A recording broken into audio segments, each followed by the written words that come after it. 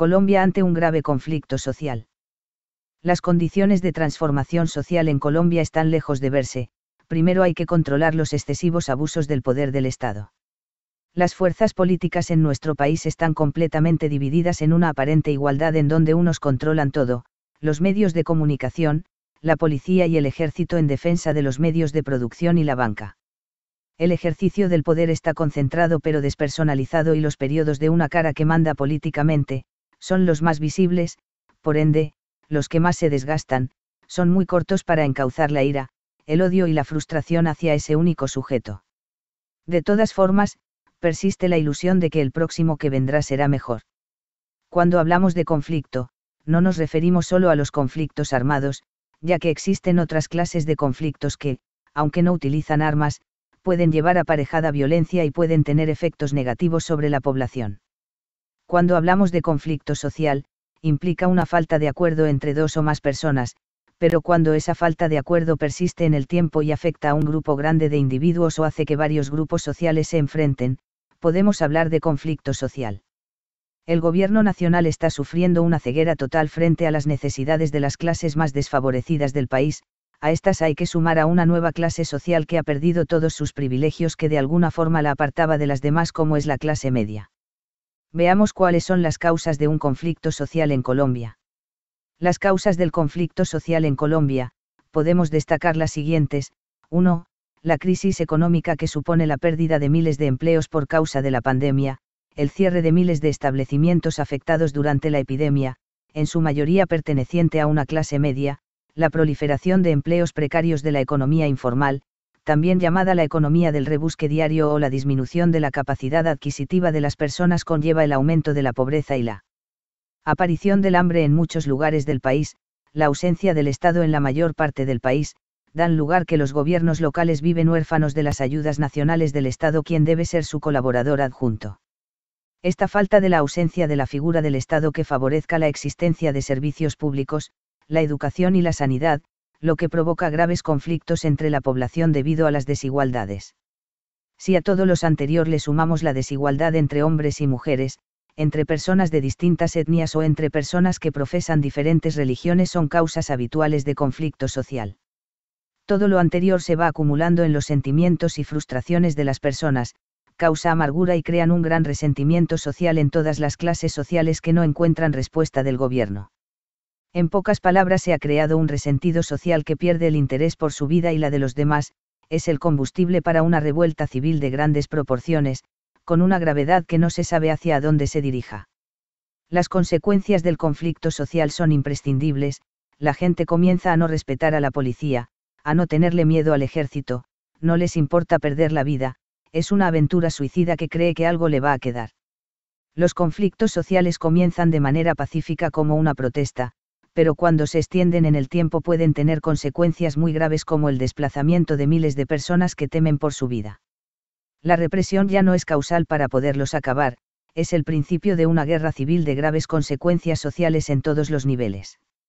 Los desplazamientos de millones de colombianos a través de 50 años de una violencia, tuvieron que dejar sus tierras, ver asesinar a sus familiares y amigos sin causa alguna, se trasladaron a las ciudades, a los cinturones de miseria, y allí tuvieron que convivir, llevando como alimentos a los suyos muchas veces sin ni siquiera una agua panela.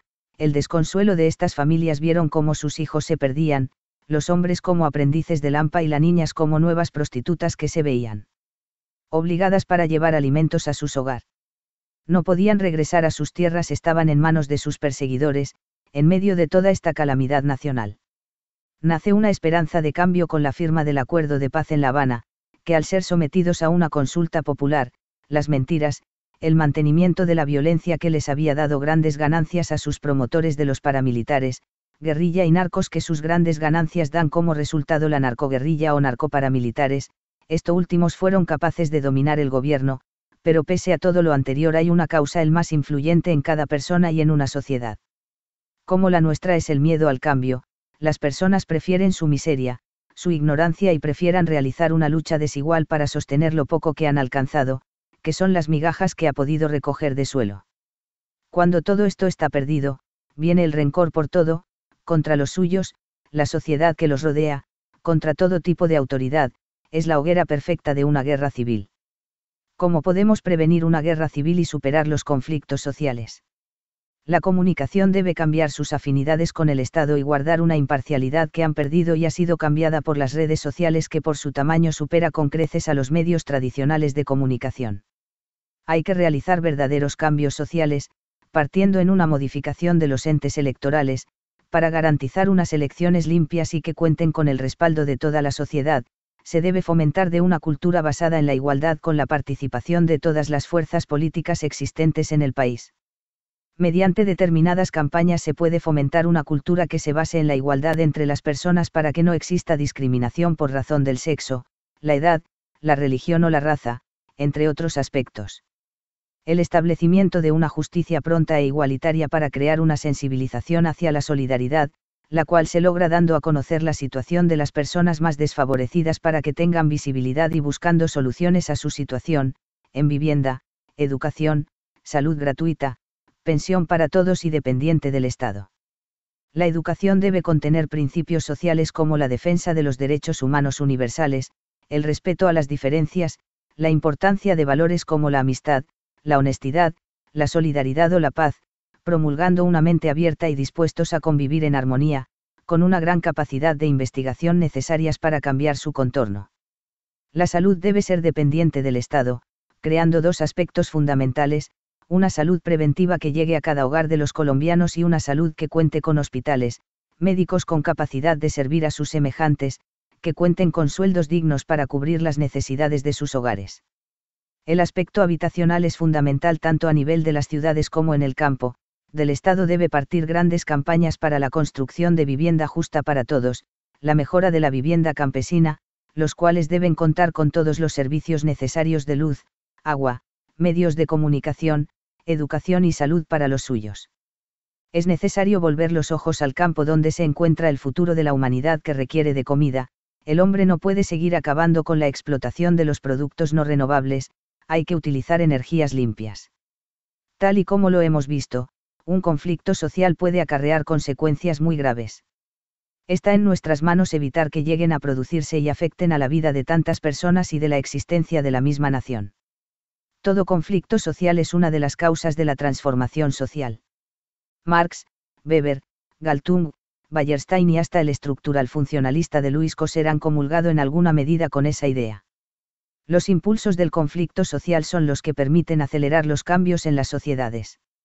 Cuando este conflicto no puede ser tramitado de forma no violenta, trasciende hacia la violencia, Galtung dirá que el conflicto se degrada en ese punto. La capacidad de éxito del grupo que no detenta el poder debe ser real y posible, y el grupo poderoso mismo debe estar debilitado. Recordemos que el descontento y odio por la injusticia social no se ha dado de la noche a la mañana, ha sido un cóctel que se ha preparado muy despacio, con la indiferencia total del Estado. Recordemos lo que pasó al pueblo francés: estaba pasando hambre, no tenía trabajo, estaba frustrado e iracundo. Los comerciantes y burgueses estaban maniatados para producir más, y sofocados de impuestos que le garantizaban una vida de despilfarro, bacanales y orgías a la aristocracia. Y esta aristocracia ignoraba completamente lo que le estaba pasando a la comunidad, cómo vivían y lo que pensaba tanto el pueblo como los comerciantes y burgueses. La corona no quiso ceder ni negociar y respondió con represión.